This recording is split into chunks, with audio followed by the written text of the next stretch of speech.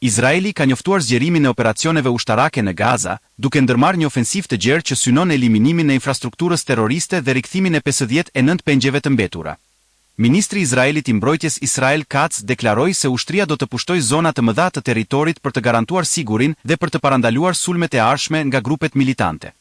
Paralajmërimet për evakuim u lëshuan më herët për banorët e Rafahut dhe Khan Yunisit, duke i këshilluar ata të zhvendosen në zonën humanitare të përcaktuar në Al-Mawasi.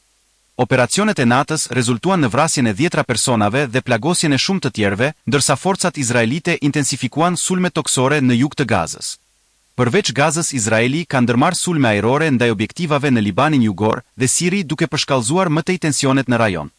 Këto veprime vijnë si përgjigje ndaj kërcënimeve të mundshme nga grupet militante në këto zona, ndërsa ushtria izraelite synon të ndalojë çdo sulm të mundshëm mbi territorin e saj. Ndërkohë në Yemen, Shtetet e Bashkuara kanë kryer sulme ndaj forcave Houthi në rajonin Hodeida, duke vrarë 4 persona dhe duke plagosur disa të tjerë. Pentagoni ka njoftuar se do të rrisë pranin ushtarake në lindjen e mesme, duke dislokuar 2 aeroplan mbajtëse për të përforcuar sigurinë rajonale dhe për të reaguar ndaj kërcënimeve potenciale. Luftimet në Yemen kanë marrë hovë që nga 15 marsi me më shumë se 60 viktima si pasojë e sulmeve të fundit amerikane kundër forcave Houthi. Grupi militant Yemenas ka paralajmëruar për hakmarrje duke kërcënuar me sulme ndaj anijeve të lidhura me Izraelin në detin e Kuq në përgjigje të prishjes së pushimit në Gaza. Situata në rajon po përkeqësohet me ritme të shpejta, ndërsa përshkallëzimi i dhunës kërcënon të përfshijë më shumë aktorë dhe vende në një konflikt të gjerë rajonal.